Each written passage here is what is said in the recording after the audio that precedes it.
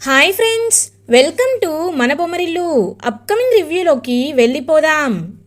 అపూర్వ, కృష్ణప్రసాద్, నక్షత్ర అందరూ హాస్పిటల్లో వెయిట్ చేస్తూ అటు ఇటు తిరుగుతూ ఉంటారు. డాక్టర్ బయటికి వచ్చి, మీకు గుడ్ న్యూస్, ఆయనలో చలనం కనబడుతుంది. ఆయన భూమి భూమి అని ఎవరో పేరుని కలవరిస్తున్నారు. కాబట్టి ఇంకొక 1 అవర్లో అతను కోమాలో నుండి బయటికి వచ్చే అవకాశాలు కూడా ఉన్నాయి. ఒకవేళ మేజర్ చేంజెస్ అయితే కనిపిస్తే రేపు మార్నింగే మేము డిశ్చార్జ్ చేస్తామని చెప్పి ఇంకా చెప్తారనమాట. డాక్టర్ చాలా హ్యాపీగా ఫీల్ అవుతుంది అపూర్వ. ఇంకా అందరూ శరత్చంద్ర కోలుకుంటున్నారని హ్యాపీగా ఫీల్ అవుతారు. ఏయ్ కేపీ, అందరూ గుర్తుపెట్టుకోండి, బావ కోమాలో నుంచి బయటికి వస్తున్నాడు. మీలో ఏ ఒక్కరైనా ఆ భూమి పేరు బావ దగ్గర తీసిన, భూమి ప్రస్తావన బావ దగ్గరికి తెచ్చినా నేను ఊరుకోను. నేనంటే ఏంటో చూస్తారు. బావని హత్య చెయ్యాలనుకున్న ఆ భూమి పేరు ఇంకా ఎప్పుడు బావ ముందు ఎవ్వరూ పిలవకూడదు. నేను నా బావకి సమాధానం చెప్పుకుంటాను, అర్థమైందా అని అంటుంది అపూర్వ. సరే వదినా, అలాంటి అమ్మాయి పేరు మేమెందుకు తీసుకొస్తాం వదినా అని అంటుంది మీరా. కృష్ణప్రసాద్ మాత్రం, అపూర్వ గారు మీరు చేసేది తప్పండి. ఆయన భూమి భూమి అని కలవరిస్తుంటే భూమి గురించి చెప్పకుండా అని అంటారు. ఏయ్ కేపీ, నా గురించి నీకు తెలీదా? నేను ఏం చేస్తానో నీకు తెలీదా? నాకు తెలుసు నువ్వు ఎందుకు ఇలా మాట్లాడుతున్నావో. ఒక్కటి గుర్తుపెట్టుకో, నువ్వు నీ కుటుంబం క్షేమంగా ఉండాలి అంటే బావ దగ్గర ఆ భూమి పేరు తీసుకురాకుండా ఉండు, అర్థమైందా అని చెప్పి ఇంకా శరత్చంద్ర దగ్గరికి వెళ్తుంది అపూర్వ. శరత్చంద్ర మెల్లగా కళ్ళు తెరుస్తూ భూమి భూమి అని కలవరిస్తూ ఉంటారు. బావా, నేను బావా నీ అపూర్వని, నీకేం కాలేదు బావా, దేవుడు మన వైపు ఉన్నాడు, అందుకే నీకేం కాలేదు బావా అని చెప్పి ఇంకా అపూర్వ అయితే శరత్చంద్ర వైపు చూస్తూ ఉంటుంది. మేడం, ఇప్పుడే అతను కోమాలోంచి బయటికి వచ్చారు. మీరు ఇంతలా తన్ని దగ్గర ఉండి ఏడుస్తూ ఉంటే ఆయన మళ్ళీ డిస్టర్బ్ అవుతారు. మీరు వెళ్ళిపోండి మేడం, అందరూ కాస్త బయటికి వెళ్ళండి అని ఇంకా డాక్టర్, నర్స్ అక్కడి నుండి అందరినీ బయటికి పంపించేస్తారు. కృష్ణప్రసాద్ అపూర్వతో, ఇప్పటికైనా ఎలా అయినా శరత్చంద్ర గారికి భూమి తన కన్న కూతురని నేను చెప్తాను అని మనసులో అనుకుంటూ వెళ్తుంటే అప్పుడే ఇంకా కృష్ణప్రసాద్ని ఆపుతుంది అపూర్వ. ఏంటి కృష్ణప్రసాద్, భూమి కన్న కూతురని బావతో చెప్పి ఇంకా బావని బాధ పెట్టాలనుకుంటున్నావా? కన్న కూతురే తనపై హత్యాయత్నం చేసింది అని తెలిస్తే బావ ఏమైపోతాడోనని ఒక్క నిమిషం కూడా ఆలోచించవా? చూడు, ఆ భూమి కన్న కూతురని శరత్చంద్ర బావకి తెలిసేలా చేశావనుకో, అప్పుడు నిన్ను ఈ భూమిపై ఉంచకుండా చేస్తాను, గుర్తుపెట్టుకో అని అపూర్వ అక్కడి నుండి వెళ్ళిపోతుంది. ఇంకా కృష్ణప్రసాద్ ఏమీ చేయలేక సైలెంట్గా ఉండిపోతారు. ఇదే ఇలా ఉండగా గగన్ వాచ్మెన్ దగ్గరికి వెళ్తారు. శరత్చంద్ర గెస్ట్ హౌస్లో వాచ్మెన్ దగ్గరికి. ఆ వాచ్మెన్, సార్ ఎవరు సార్ మీరు అని అడుగుతారు. మొన్న రాత్రి ఇక్కడ ఏం జరిగిందో తెలుసుకోవడానికి వచ్చాను, చెప్పు అసలు ఏం జరిగింది? ఆయన ఇంటికి ఎవరెవరు వచ్చారు? భూమి కాకుండా ఇంతకు ముందు ఎవరైనా ఇక్కడికి వచ్చారా అని అడుగుతారు గగన్. సార్ అంటే అది అని తడబడుతూ ఉంటాడు వాచ్మెన్. సార్, మీరు నన్ను పోలీసులకి పట్టించనంటే నిజం చెప్తాను సార్ అని అంటారు. చెప్పు, నిజమే చెప్పు అని అంటారు గగన్. ఇంకా ఫ్లాష్ బ్యాక్లోకి వెళ్ళేటట్టయితే ఫస్ట్ ఇద్దరు వచ్చారు సార్. శరత్చంద్ర గారి మేనల్లుడు, వారి బావగారు కృష్ణప్రసాద్ గారు, చెర్రీ బాబు వచ్చారు. వచ్చి, రేయ్ శరత్చంద్ర బయటికి రారా అని పిలుస్తారు కృష్ణప్రసాద్. ఏయ్ కేపీ, మైండ్ పోయిందా అని అంటారు శరత్చంద్ర. నీకే మైండ్ పోయిందిరా, ఒంటరిగా ఉన్న ఆడపిల్లని ఎక్కడికి వెళ్తుందో ఏమవుతుందో అని తెలుసుకోకుండా నా కొడుకుని ప్రేమిస్తుంది అని బయటికి గెంటేస్తావా? అసలు నువ్వు మనిషివేనారా అని తిడతారు కృష్ణప్రసాద్. రేయ్ అని అంటారు శరత్చంద్ర. మావయ్య, నువ్వు పెద్దవాడి అయిపోయావు కాబట్టి సరిపోయింది, లేకపోతే నేను నిన్ను 4 తిట్టేవాణ్ణి. భూమి పాపం ఏమన్యాయం చేసిందన్నయ్యా? గగనన్నయ్యని ప్రేమించడమేనా తను చేసిన తప్పు? అలాంటిది తన్ని బయటికి పంపించేశావు. కన్న తండ్రి అని చెప్పుకుంటూ తిరుగుతావు. దత్తత తీసుకోవాలని 2-3 సార్లు ప్రయత్నించావు. ఒకవేళ నీ కన్న కూతురైతే ఇలాగే బయటికి పంపించేస్తావా నువ్వు అని ఇద్దరు డ్రింక్ చేసి బాగా తిడతారు శరత్చంద్రని. రేయ్, మీ ఇద్దరి సంగతి రేపు చెప్తాన్రా అని అంటారు శరత్చంద్ర. ఏయ్, నీకు దమ్ముంటే ఖచ్చితంగా భూమిని నువ్వు బయటికి వెళ్ళనిచ్చేవాడివే కాదు, భూమిని ఎలా అయినా ఇంటికి తీసుకువచ్చుకొని మహారాణిలా చూసేవాడివి. అది అది నీ బుద్ధి అంటే, అది నీ స్వార్థం అంటే అని చెప్పి బాగా తిట్టేసి అక్కడి నుండి కృష్ణప్రసాద్ అండ్ చెర్రీ ఇద్దరు వెళ్ళిపోతారు. ఇదంతా వాచ్మెన్ గమనిస్తాడు. శరత్చంద్రని వీళ్ళిద్దరూ ఇలా తిట్టిన తర్వాత శరత్చంద్ర బాగా ఆలోచించుకుంటాడు. భూమి అందుకే కాల్ చేసి భూమికి ఎక్కడ ఉన్నావని చెప్పి క్లారిటీ అడిగి మరి భూమిని తన దగ్గరికి వచ్చేలా చేసుకుంటాడు శరత్చంద్ర. అంటే శరత్చంద్రని ఆ రోజు హత్యాయత్నం చేసింది చెర్రీ వాళ్ళ అని అడుగుతారు గగన్. కాదు సార్, కాదు, వాళ్ళిద్దరు ఏం చేయలేదు సార్, బయటికి వెళ్ళిపోయారు. కానీ తర్వాత ఇంకొకడు వచ్చాడు సార్. నాకు అరుపులు వినపడేసరికి లోపలికి వెళ్ళాను. వెళ్ళి చూసేసరికి రేయ్ వంశీ వదలరా అని చెప్పి నాకు సార్ నోట్లో నుండి వంశీ అనే పేరు వినపడింది అని వాచ్మెన్ చెప్పేసరికి ఒక్కసారిగా గగన్ షాక్ అయిపోతారు. అంటే ఇదంతా చేసింది ఇందు భర్త వంశీనా? అయినా వంశీకి చంపాల్సినంత అవసరం ఏముంది? వంశీ ఎందుకు ఇలా చేస్తున్నాడు అని ఇంకా హుటాహుటిన వంశీ ఇందు వాళ్ళ అత్త వాళ్ళ ఇంటికి బయలుదేరతాడు గగన్. ఇది ఇలా ఉండగా వంశీ ఎలా అయినా గగన్ గురించి నాకు బాగా తెలుసు, సాక్ష్యాలు సంపాదించేస్తాడు. ఈలోపు నేను ఎస్కేప్ అయిపోవడమే మంచిది అని బ్యాగ్ సర్దుకొని ఇందు, నేను చిన్న ఆఫీస్ పనిపై వారం రోజులు చెన్నై వెళ్లాల్సి వస్తుంది. నువ్వు లేకుండా నేను ఉండలేను. నిన్ను కూడా తీసుకువెళ్ళాలనుకున్నాను, కానీ బాస్ చాలా అర్జెంట్ పని అన్నారు. అందుకే నేను ఒక్కడనే వెళ్లాల్సి వస్తుంది. జాగ్రత్తగా ఉండు ఇందు. అమ్మా నాన్న ఇందుని జాగ్రత్తగా చూసుకోండి అని వంశీ బ్యాగ్ సర్దుకొని అలా ఇంకా ఎయిర్పోర్ట్కి బయలుదేరతాడు. గగన్ ఇందు వాళ్ళ ఇంటికి రీచ్ అవుతారు. అమ్మా ఇందు, ఇందు వంశీ ఎక్కడా అని అడుగుతారు. అన్నయ్య ఇంతకు ముందే ఏదో అర్జెంట్ పనని చెన్నై అని ఎయిర్పోర్ట్కి వెళ్లారన్నయ్యా, ఏమైందన్నయ్యా అని అడుగుతుంది ఇందు. ఇంకా స్పీడ్గా పరిగెత్తుకుంటూ కార్ దగ్గరికి వెళ్ళి స్పీడ్గా వెళ్ళిపోతాడు గగన్. ఏమైంది అన్నయ్యకి, ఎందుకు ఇలా హడావిడిగా ఉన్నారు అని చెప్పి ఆలోచనలో పడుతుంది ఇందు. ఇది ఇలా ఉండగా వంశీ కరెక్ట్గా ఎయిర్పోర్ట్కి రీచ్ అయ్యేసరికి అక్కడ తన గర్ల్ ఫ్రెండ్ కూడా ఉంటుంది. చూడు, నువ్వు చెప్పావని ఇంట్లో నుండి తెలియకుండా డబ్బులు తీసుకొచ్చాను. ఇదిగో ఈ డబ్బులు తీసుకో. ఇంకొకసారి నాకు ఫోన్ చేయాలని ప్రయత్నించినా, నాతో మాట్లాడాలని ప్రయత్నించినా నేను అస్సలు ఊరుకోను. నేనిప్పుడు వారం రోజులు చెన్నై వెళ్ళిపోతున్నాను. ఇక నిన్ను వెళ్ళిపో అని చెప్పి ఇంకా అలా కరెక్ట్గా వెనక్కి తిరిగి చూసేసరికి అక్కడ గగన్ ఉంటాడు. ఒక్కసారిగా వంశీ షాక్ అయిపోతారు. ఇంకా గగన్ వంశీ చెంపపై పడేలని చెప్పి కొడతాడు. ఎందుకు ఇలా చేసావు? ఎందుకు శరత్చంద్రని చంపబోయి భూమిపై నెట్టేశావని చెప్పి ఇంకా నిజాన్నంతా తెలుసుకుంటాడు వంశీ ద్వారా గగన్. ఇది ఇలా ఉండగా మార్నింగ్ అవుతుంది. శరత్చంద్రని డిశ్చార్జ్ చేసి ఇంటికి తీసుకువస్తారు అపూర్వ. పాపం దొంగతనంగా రూమ్ నుంచి అలా బయటికి వచ్చి శరత్చంద్ర వైపు చూస్తూ ఉంటుంది భూమి. ఇంకా అలా శరత్చంద్ర, అపూర్వ అసలు భూమి ఎక్కడా అని అడుగుతారు. బావా దాని గురించి మనకెందుకు బావా, ఆ గగన్ గాడే ఇష్టమని వాడితో వెళ్ళిపోయింది కదా, అయినా నువ్వు దాని గురించి ఆలోచించొద్దు బావా. పాపం చూడు, నక్షత్రం చూడు, అది నువ్వు 2 రోజుల నుండి ఇలా ఉన్నావని కనీసం భోజనం కూడా చేయలేదు బావా అని టాపిక్ ని డైవర్ట్ చేస్తుంది అపూర్వ. పాపం భూమి బాధగా తన రూమ్ లోకి వచ్చి శోభాచంద్ర ఫోటోని చూస్తూ, అమ్మా నాన్న నువ్వు కాపాడావు, నాకు చాలా సంతోషంగా ఉంది. నేను ఎలాంటి తప్పు చేయలేదని నాన్నకి తెలిసేలా చెయ్యమ్మా అని పాపం శోభాచంద్ర ఫోటో పట్టుకుని ఏడుస్తూ ఉంటుంది భూమి. ఇది ఇలా ఉండగా కృష్ణప్రసాద్ అసలు భూమి ఏమైపోయింది, తను ఎక్కడ ఉంది అని కాల్ చేస్తారు. ఎంత కాల్ చేసినా భూమి లిఫ్ట్ చేయదు. అపూర్వ, నాకు తెలుసు నువ్వు ఆ భూమికే కాల్ చేస్తున్నావని, అది అసలు ఈ భూమిపై ఉంటే కదా నీ కాల్ లిఫ్ట్ చేయడానికి. కృష్ణప్రసాద్, నీకంటే నేను 10 అడుగుల ముందే ఉన్నాను. అందుకే ఇప్పుడు ప్రశాంతంగా కోర్టుకు వెళ్ళి కేసుని కొట్టేసేలా చేస్తాను అని చెప్పి మనసులో అనుకుంటూ హ్యాపీగా ఫీల్ అవుతుంది అపూర్వ. ఇంకా కృష్ణప్రసాద్ అయితే శారద దగ్గరికి బయలుదేరి, శారద భూమి కనిపించట్లేదు, ఇక్కడేమైనా ఉందా అని అడుగుతారు. లేదండి, నిన్న నేను ఎంత చెప్పినా గగన్ నా మాట వినిపించుకోలేదు, భూమి ఎక్కడుందోనని నాకు భయంగా ఉంది అని టెన్షన్ పడుతూ ఉంటారు. ఇంకా అలా ఇద్దరు ఒకరితో ఒకరు మాట్లాడుకుంటూ భూమి కోసం టెన్షన్ పడుతూ ఉంటారు. ఇది ఇలా ఉండగా కోర్ట్ ప్రొసీడింగ్స్ స్టార్ట్ అవుతాయి. భూమిని కోర్టుకి గగన్ తీసుకుని వస్తాడు. భూమిని చూసి ఒక్కసారిగా అపూర్వ షాక్ అయిపోతుంది.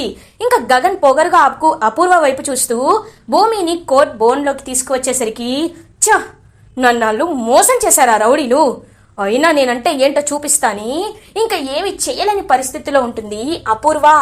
ఇంకా జడ్జి అయితే డిఎన్ఏ రిపోర్ట్స్ ని వెరిఫై చేసి వాటిలో పాజిటివ్ రావడంతో శరత్ చంద్ర కన్న కూతురే భూమి అని అందరి ముందు నిజాన్ని బయట పెడతారు.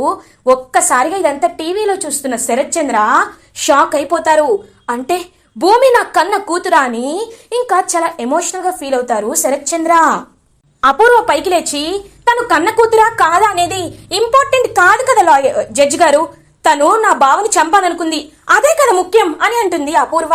నిజమే, బలమైన సాక్ష్యాలు ఉండాలి కదమ్మా అని చెప్పి జడ్జి అడిగేసరికి గగన్ వంశీ వాళ్ళ గర్ల్ ఫ్రెండ్ ఇద్దరిని తీసుకొని వచ్చి అలా ఇంకా కోర్టు బోన్లో నించోబెడతాడు. వంశీ జరిగిందంతా ఒప్పుకుంటారు. నేనే నన్ను ఎక్కడ ఇందు నుండి విడతీస్తారోనని భయపడి శరత్ చంద్ర గారిని పొడి చేశాను అని వంశీ చెప్పడంతో ఒక్కసారిగా ఇందు, అపూర్వ అందరూ షాక్ లో ఉండిపోతారు.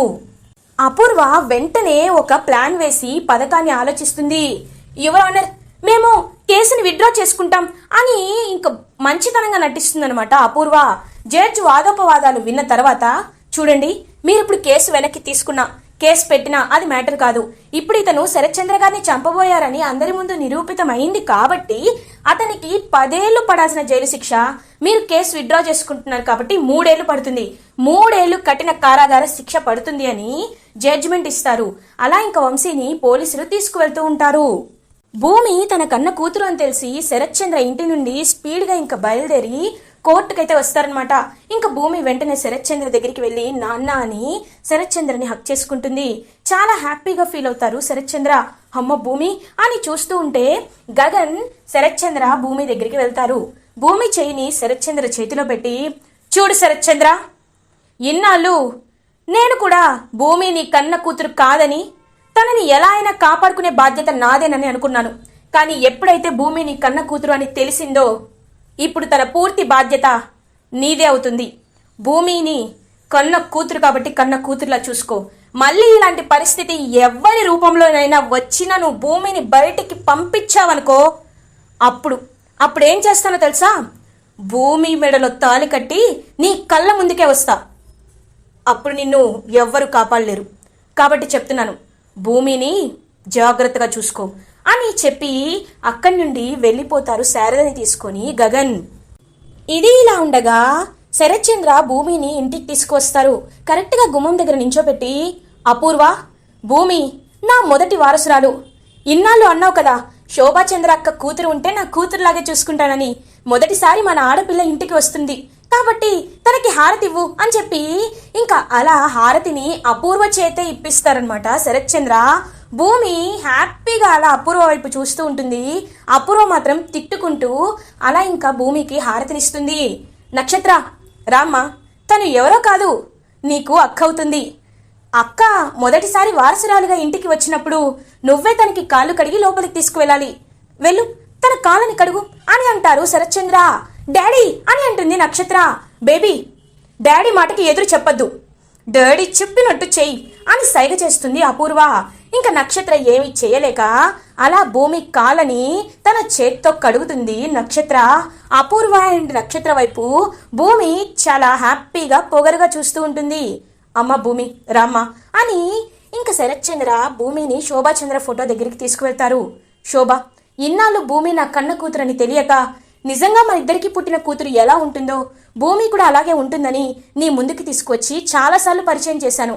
కానీ ఇప్పుడు నిజంగా నా అసలైన వారసురాలు, నీ ఆస్తికి వారసురాలు, ఈ కోట్ల ఆస్తికి వారసురాలైన భూమి శరత్ చంద్రని ఇప్పుడు నీకు పరిచయం చేస్తున్నాను అని ఇంకా భూమిని చూపిస్తూ ఉంటారు శోభాచంద్ర ఫోటోకి శరత్ చంద్ర. అపూర్వ నక్షత్ర కుళ్ళుకుంటూ ఉంటారు.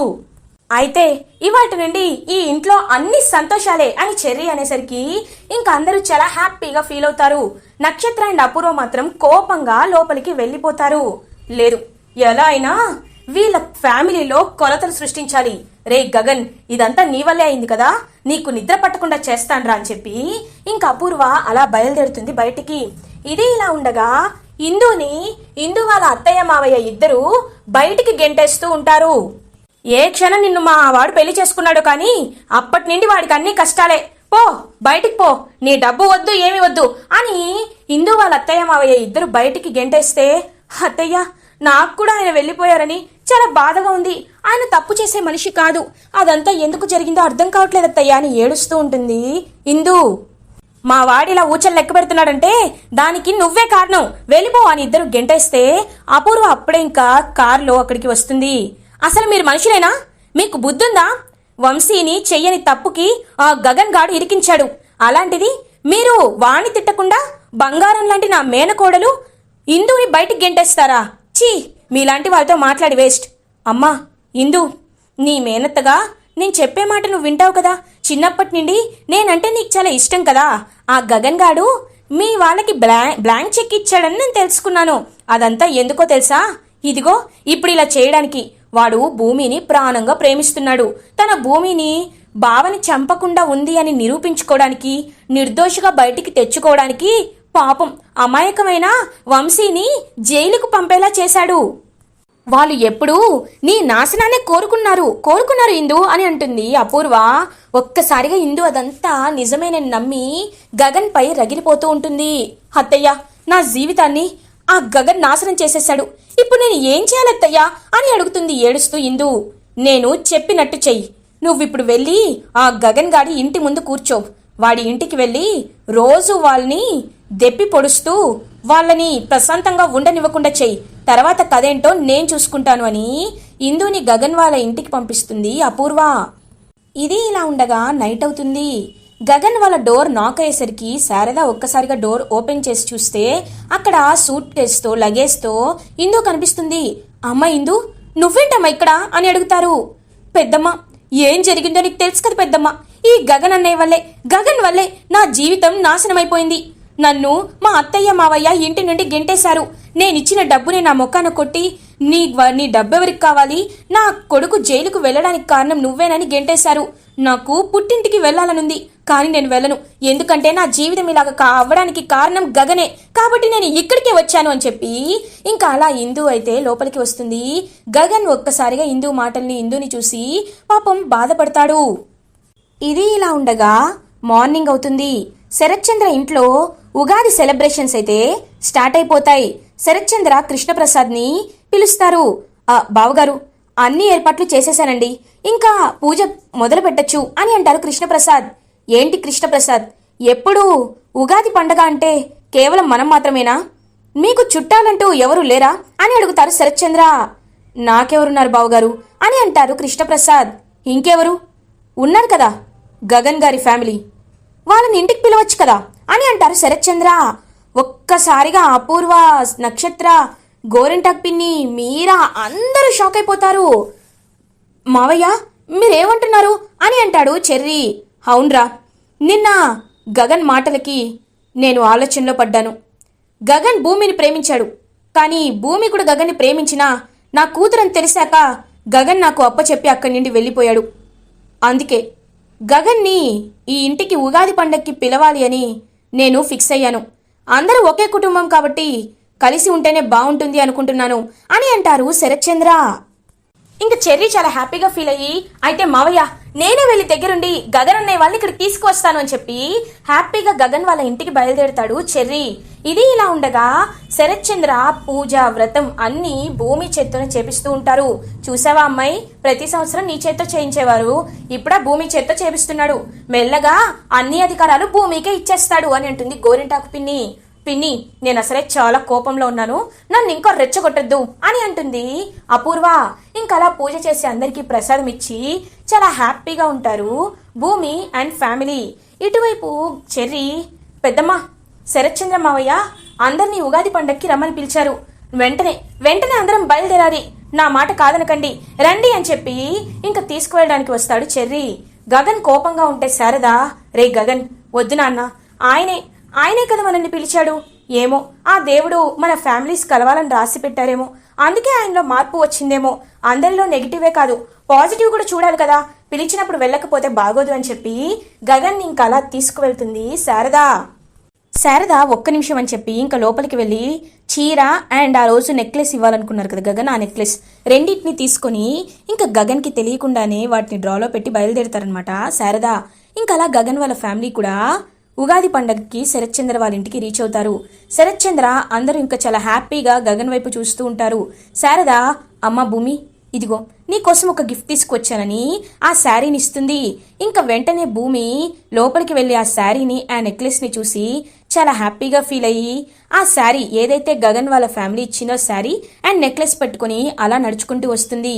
ఒక్కసారిగా గగన్ అయితే షాక్ అయిపోతారు భూమి ఆ నెక్లెస్ పెట్టుకునేసరికి. ఇంకా శరత్ చంద్ర కూడా ఆ రోజు జరిగిందంతా గుర్తు చేసుకుని భూమిని కిందకి పిలిచి, అమ్మా భూమి, నువ్వు నా కన్న కూతురివి కదమ్మా. చూడు భూమి, ఒకప్పుడు నేను చాలా మూర్ఖంగా ప్రవర్తించాను. కానీ కూతురి సంతోషం కంటే తండ్రికి ఏది ఎక్కువ కాదు.